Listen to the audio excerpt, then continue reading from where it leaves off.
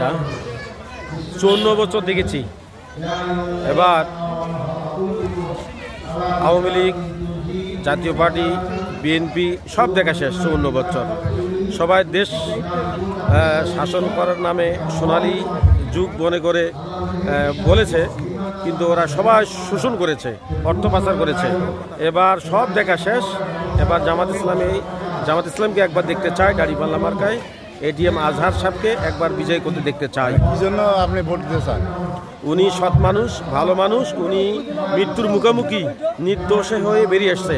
আমি মুক্তিযোদ্ধা সন্তান, আমার পরিবারে 4 জন মুক্তিযোদ্ধা। ঝাড়ুয়ার বিলের পরে বাড়ি।